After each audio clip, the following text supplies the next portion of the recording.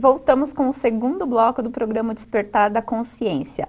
Hoje falando sobre as forças mentais. Sebastião estava aqui nos explicando, né, como é a atuação dessas forças dentro de nós.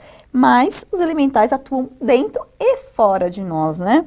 Então, como foi dito, vamos ver isso com mais detalhes no capítulo 7 do livro, né? Mas você poderia adiantar-nos falando da atuação dos elementais no pensamento e na ação, né? Complementando um pouco mais disso que você já estava nos dizendo?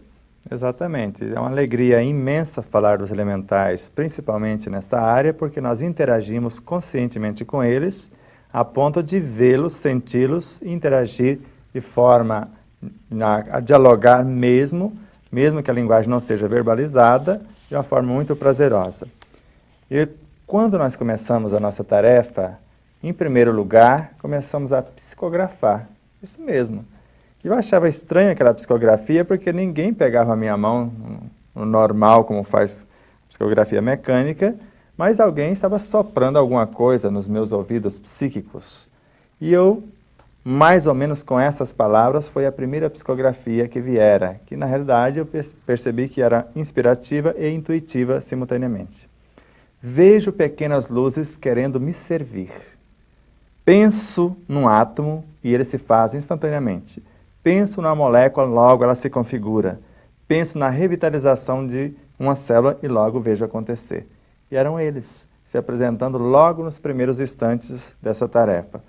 E agora, quando nós expressamos nosso pensamento, criamos esse campo de atração, nós estamos convidando elementais que estão nas nossas frequências conscientes, que é o que nós estamos atuando agora, subconscientes, inconscientes ou nos universos perispirituais e orgânicos, a participar desse festim de núcleo, desse banquete. Quando eles vão se achegando, essa força gerenciadora ou orientadora imanente da nossa consciência começa a dar a ele os referenciais daquilo que se pretende. Se eu quiser trabalhar a nutrição através da confecção de um alimento, ou do plantio e cultivo desse alimento, ou da colheita e do transporte, da comercialização e outras frequências que eu queira, da industrialização e etc., tudo que eu pensar, que eu sentir, que eu desejar, de bom e de belo para o meu semelhante, eles estão construindo para que esse produto leve a essa característica. Agora, se eu faço isso apenas pelo dinheiro e não me interesso nem me preocupo com a saúde do meu semelhante, aí a coisa pode se complicando no meu próprio cenário. Porque quando eu intenciono visar apenas o lucro sem preocupar com a saúde do meu semelhante ou quem vai se beneficiar do meu produto, eu começo a desmanchar o meu próprio universo. Eu vou adoecendo gradativamente o meu próprio universo, que pode não eclodir fisicamente, mas às vezes psiquicamente, com a chamada fibromialgia e outras patologias psíquicas, que está mais no cerne da alma, na consciência mais profunda, mas um pouco mais tarde elas vão fatalmente refletir no corpo físico, mesmo que leve milênios. Por isso, não façamos a outrem senão aquilo que gostaríamos que nos fosse feito. Sejamos pelo menos como aquele instrumento, aquela máquina que Bill Gates patrocinou lá com os seus dólares, porque tem os valores para gerar o progresso, onde filtram-se os esgotos, as fezes humanas inclusive, e do outro lado saindo a água cristalina e ele mesmo tomando.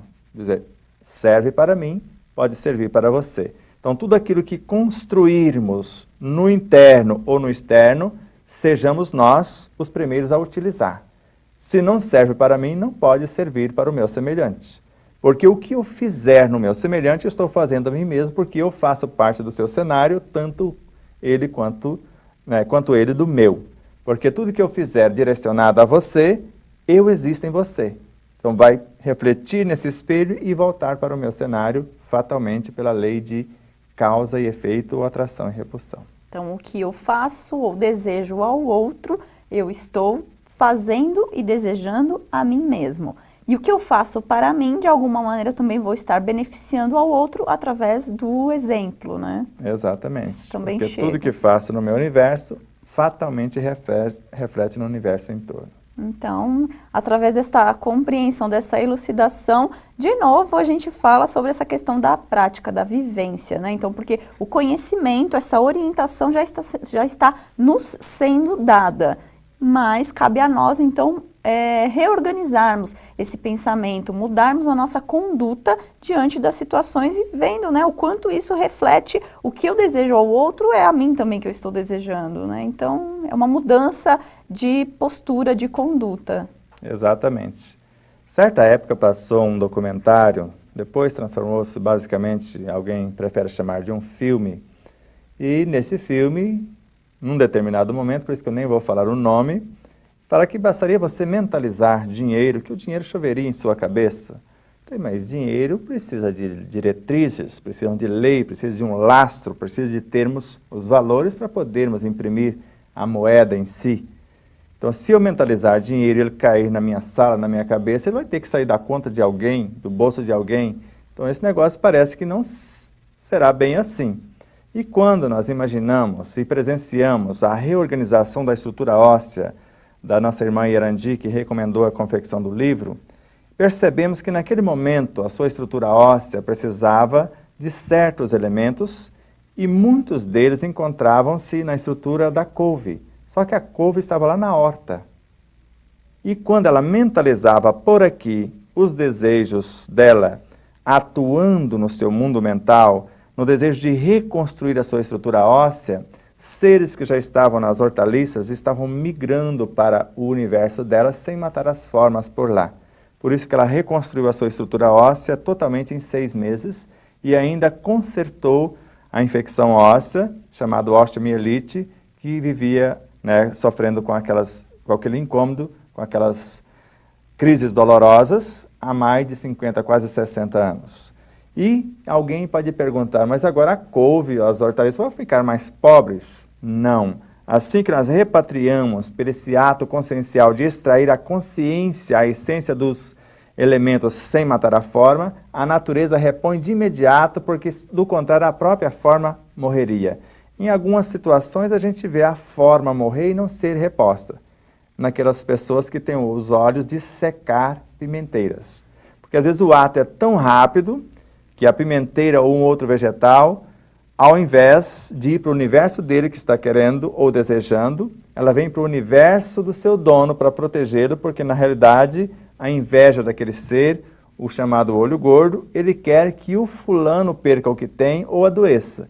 Por isso, os animais, os vegetais que estão à sua volta, às vezes doam as suas vidas, trazendo todas as consciências elementais para proteger o cenário humano, e com isso sendo promovido para o reino humano, por sua vez, por esse ato de sacrifício em favor daqueles que te conduz. E o que faz com que eles tenham esse ato de amor, de agir até em sacrifício próprio, em prol no caso do que você está falando, do seu dono, no caso de animais ou plantas? Bastaríamos ler a obra de Camille Flammarion, Deus na Natureza, e num dado momento, onde ele narra que seres em forma de átomos de carbono, migram do nosso corpo para as flores do nosso jardim.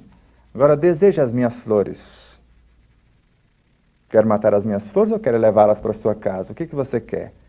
Os átomos que estão lá talvez sejam quase todos do meu corpo, nessa interação. Ou seres vindo da floresta, etc., do próprio jardim para o meu corpo. Então, seria um ato de defender o ser que seria o de maior utilidade. Por exemplo, um filho sendo gestado, a mãe em risco. Quem é interrompido o seu trajeto? A mãe ou o filho? Filho. Porque ele pode começar, no caso dos elementais que estão nos vegetais, pode-se interromper aquela experiência porque existe reino vegetal aqui. Para eles não há prejuízo algum. O jardim só sai ali do virtual, ou melhor, do literal fora e fica no estado virtual dentro. Porque eles vão permanecer com experiências semelhantes. Só que aqui eles estarão protegendo o universo, que por agora não daria para desintegrá-lo por conta da sua complexidade e maior possibilidade de evolução do que as flores, com todo respeito a elas, os animais ou outros estágios. Aqui eles teriam todo o amparo e proteção e ainda meios de sobrevivência e evolução a depender da conduta desse ser. Mas não são todos os animais, todos os vegetais que se sacrificam pelo seu dono. Depende de como o dono está tratando esses elementos. Porque do contrário, é muito fácil, como nós já vimos caso, de o animal querer ir com quem o desejou e não ficar com o dono. Ele tem crises, ao invés de sacrificar-se para proteger o dono, ele prefere ir com quem convidou, porque às vezes não está sendo tratado tão gentilmente, ou tão ordeiramente, ou com um mecanismo de promoção suficiente para que ele permaneça naquele cenário. Então até tem essa questão de desse convite externo, mas pelo amor que está ali presente, este animal, esta planta, o que quer que seja que está ali se doando em prol do seu dono, então tem que haver esse laço entre eles para que essa permuta aconteça. Exatamente, e principalmente tem pessoas que após conversar com outras pessoas, abraçar outras pessoas, de repente ela se percebe esgotada, como se não tivesse sobrado energia nenhuma. Talvez ela não estava cuidando bem do seu rebanho, o outro estava com uma proposta maior, mesmo estando desequilibrado, querendo reequilibrar-se, levou a moçada para o seu cenário, porque é uma lei natural, e doa, ou melhor, promove ou leva-os quem sabe conduzi-los mais adequadamente. Basta estudarmos a parábola dos talentos. O que aprendeu a administrar mais abrangentemente, no caso que tinha 5 e transformou em 10, pegou daquele que tinha 1 e levou para o seu cenário. Então, seria quem tem a proposta melhor é que acaba ficando, né, com esse patrimônio, diria assim, né? E você aí de casa que está acompanhando o nosso programa, se você quiser fazer parte do nosso clube Amigos da Boa Nova, é só se associar ligando para 0800 12 18 38 e fazer parte, assim como nós. Exatamente, e nesta interação você pode assimilar conteúdos incontáveis desse cenário pelo seu gesto de solidariedade e ao mesmo tempo nos beneficiar fantasticamente com as características dos valores que você repatria para o nosso lado, vindo também acompanhado dos seus valores morais. Agora nós vamos para um intervalo e aguardamos você para o próximo bloco.